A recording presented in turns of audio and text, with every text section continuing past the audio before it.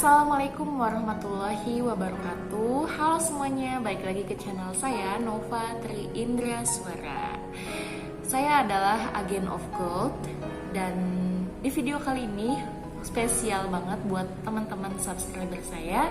Saya akan sharing tentang perhitungan menabung emas versus menabung di bank. Karena akhir-akhir ini banyak banget teman-teman atau ya saudara-saudara kita yang mempunyai problem masalah seperti gajinya itu naik terus, tapi untuk kebutuhan itu tidak pernah cukup, dan asetnya itu selama menabung di bank itu semakin berkurang karena ada potongan admin segala macem gitu. Ada beberapa kerabat kita gitu kan yang memiliki sifat konsumtif. Mungkin Anda juga termasuk atau saya juga ya. Mari kita bahas tuntas di materi ini ya. Kita lihat problem masyarakat saat ini. Salah satunya adalah selalu mengandalkan kredit. Karena sifat konsumtif kita yang ingin terlihat memiliki barang mewah seperti mobil, kemudian rumah, pengen mendapatkannya secara instan, yaitu dengan mengandalkan kredit. Padahal di sisi lain itu sangat merugikan, bahkan ada unsur ribanya. Ngeri banget kan? Bahkan ada juga pinjaman online. Sekarang itu makin banyak banget marak pinjaman online. Mungkin ada beberapa di antara teman-teman juga yang sering mendapatkan SMS atau WhatsApp mungkin di handphonenya kan.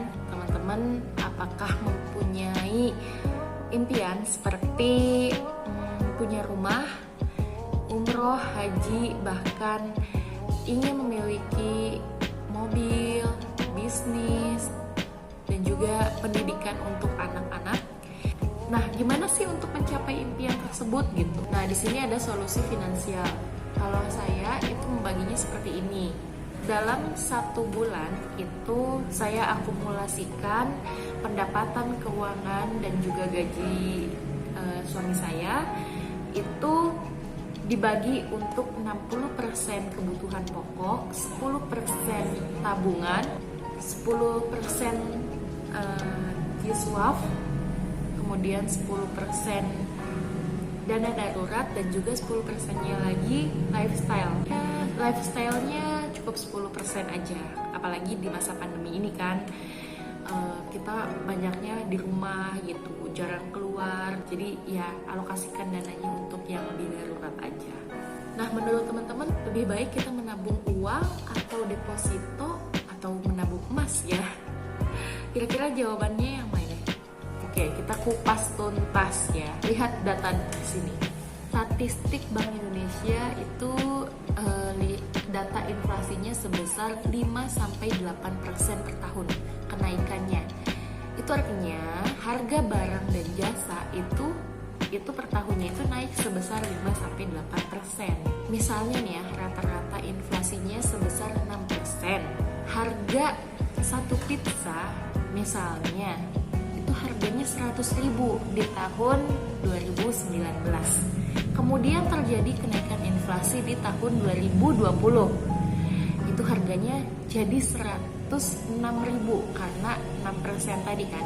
Jadi harganya 106.000. Nah, kalau misalnya kita punya tabungan yang kenaikannya itu 1%, itu tidak bisa membeli pizza di tahun 2020.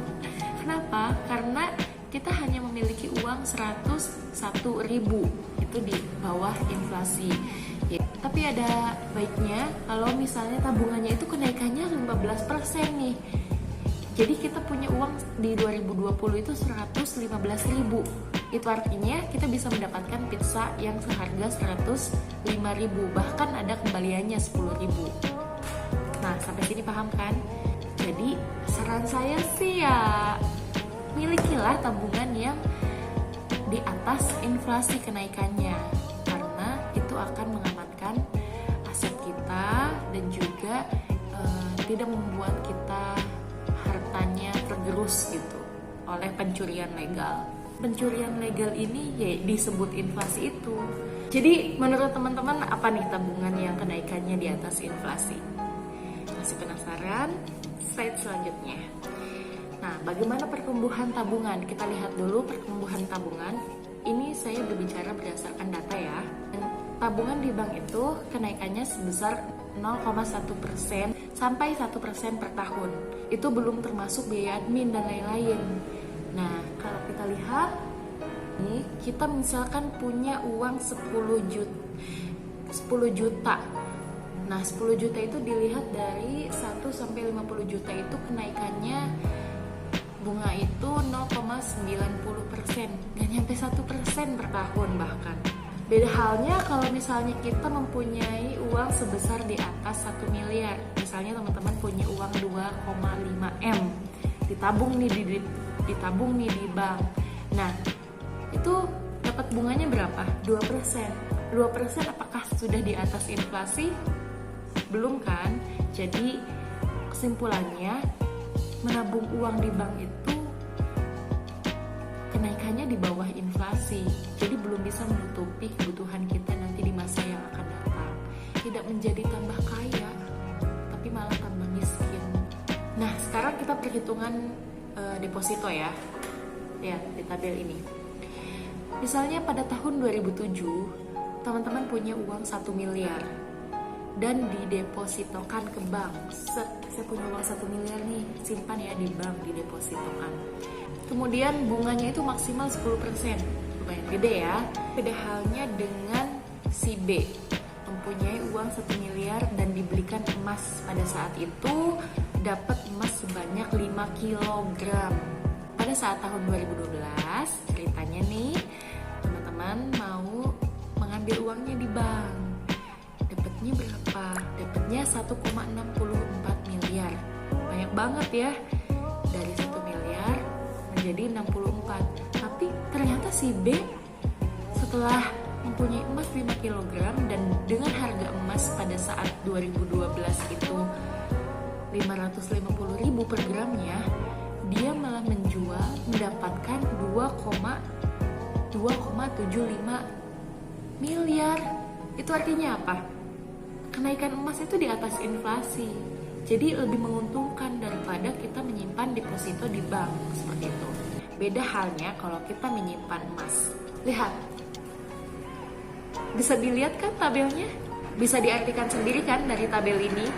Grafik emas rata-rata per tahun itu naik sebesar 15 sampai 40%. Itu artinya kenaikan emas yaitu di atas inflasi. Apalagi sekarang itu terjadi anomali ya, yaitu di era pandemi ini harga emas itu semakin menaik tajam. Yang tadinya di 2019 itu masih 600 ribuan dan sekarang udah 1 juta, bahkan lebih gitu. Jadi bisa ditarik kesimpulan bahwa ya menabung emas itu dapat mengamankan aset kita gitu, tidak hilang dimakan inflasi. Emas itu adalah tabungan terbaik. Jadi teman-teman yang masih menyimpan uangnya di bank gitu, segera amankan, dikonversikan ke emas. Karena dengan Anda menyimpan emas, Anda bisa menjaga aset Anda di suatu saat.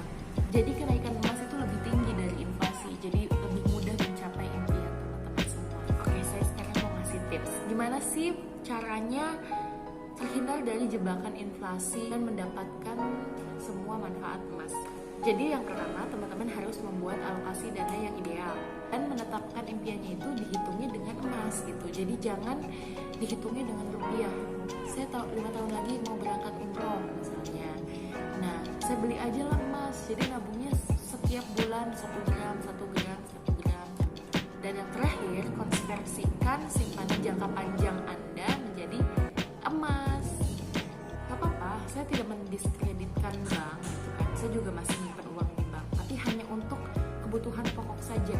Jadi simpanlah uang di bank itu secukupnya aja untuk operasional hidup. Selebihnya konversikan tabungan Anda ke emas. Maka aset Anda akan terjaga dan impian Anda akan mudah dicapai. Mungkin segitu aja dari video ini. Kalau misalnya ada pertanyaan dari teman-teman, bisa cek description box, itu ada WhatsApp saya, atau komen di bawah ini ya. Terima kasih. Assalamualaikum warahmatullahi wabarakatuh.